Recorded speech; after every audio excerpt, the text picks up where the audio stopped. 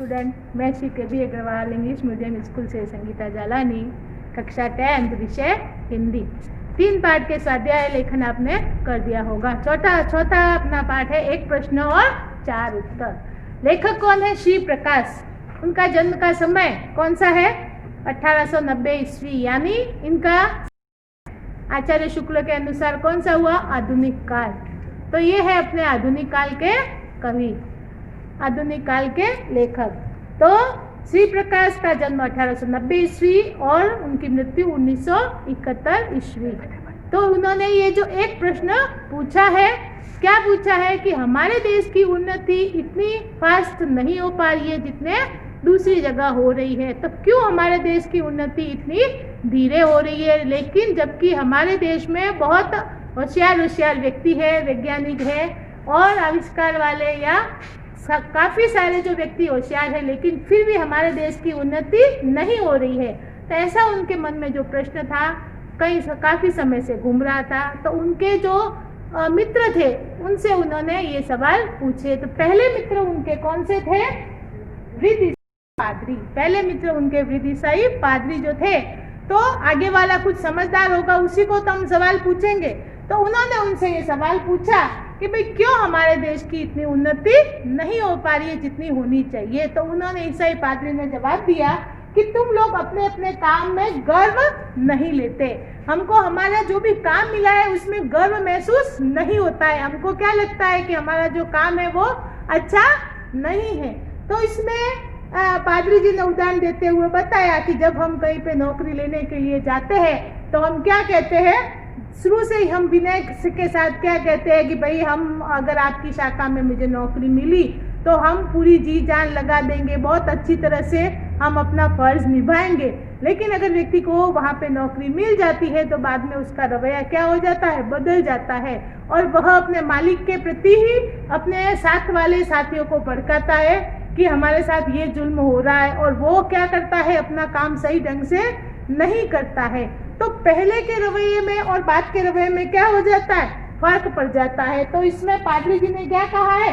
स्वधर्म निधन श्रेय, यानी अपना धर्म करते हुए मर जाना भी श्रेयस्कर है। दूसरे के धर्म को हमको श्रेयस्कर यानी ऊंचा नहीं मानना चाहिए। भले ही व्यक्ति अपना धर्म करते हुए मर जाए तो वो ज्यादा अच्छा है। तो अपने काम में हमको क्या करना है? गर्व लेना है। लेकिन जो दूसरे व्यक्ति है वो गर्व नहीं लेते हैं, इसीलिए क्या है? अपने देश की उन्नति नहीं हो रही है। तो फिर लेखक के मन को पूरी तरह संतुष्टि नहीं होती है, तो वो अपने दूसरे मित्र से पूछता है। कौन है दूसरा मित्र? सरकारी कर्मचारी है, ICS ऑफिसर है। तो उससे जाके वो वही प्रश्न पूछता है। पाठ का नाम क्या है? प्रश्न एक ही है लेकिन उत्तर कितने हैं? 4। तो वो IAS अधिकारी है, उससे जाके वही प्रश्न पूछता है कि क्यों हमारे देश की उन्नति नहीं हो रही है। तो उस अधिकारी का क्या जवाब होता है? तुम लोग जिम्मेदारी नहीं समझते, तुम लोग जो है अपनी जिम्मेदारी नहीं समझते।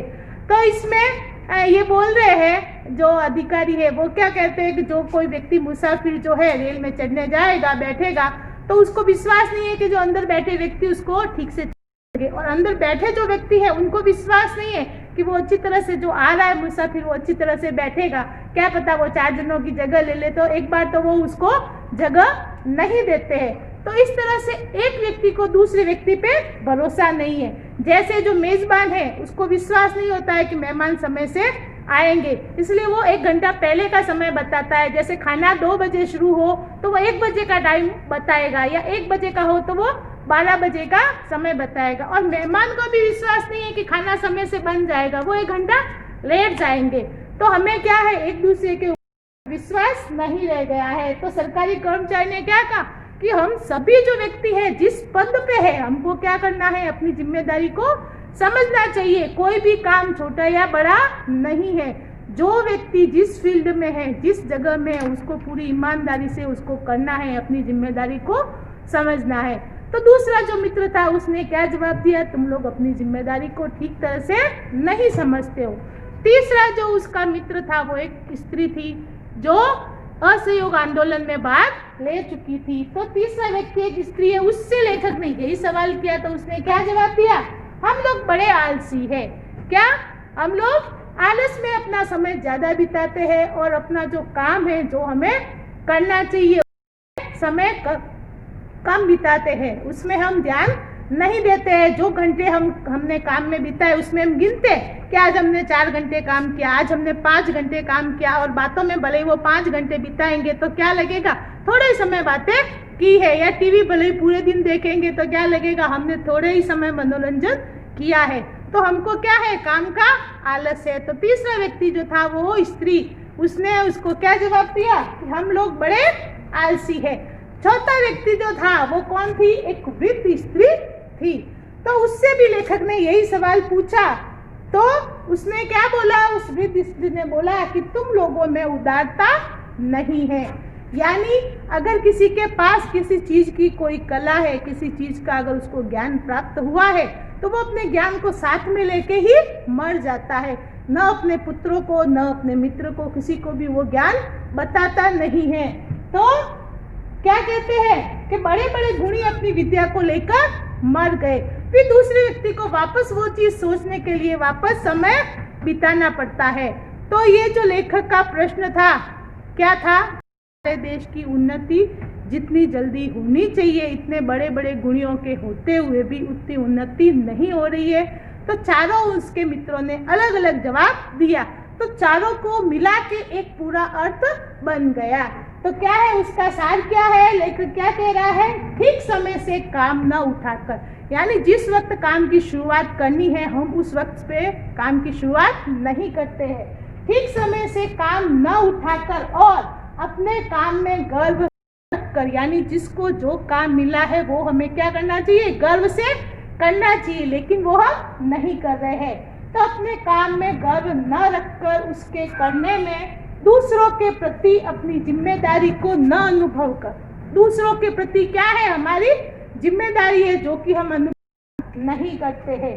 अपने काम में दत्त चित्त होकर, यानी अपने काम में हो हम मन लगाकर काम नहीं करते हैं, तो अपने काम में दत्त चित्त होकर परिश्रम के साथ पूरा जोर लगाकर पूरा परिश्रम कर, उससे स्वयं न कर, हम स्वयं उसे करना नहीं चाहते, दूसरों से वो परिश्रम करवाना चाहते हैं, तो स्वयं न कर, उदारता के साथ दूसरों को न सिखाकर, अगर हम में कोई आवड़त है, कोई कला है, कोई ज्ञान है, तो हमको उसे दूसरों को सिखाना चाहिए। तो दूसरों को न सिखाकर हम अपना नाश कर रहे हैं।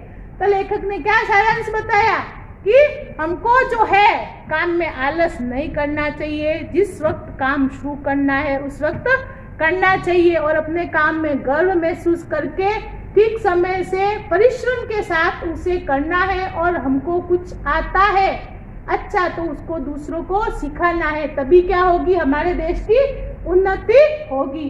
तो चारों मित्रों ने एक एक दोष को बताया और इससे लेखक के सवाल का पूरा जवाब मिल गया। तो इस पाठ का स्वाध्याय लेखन आपको कर देना है। कुछ नहीं समझ में आवे तो मुझसे पूछना। धन्यवाद।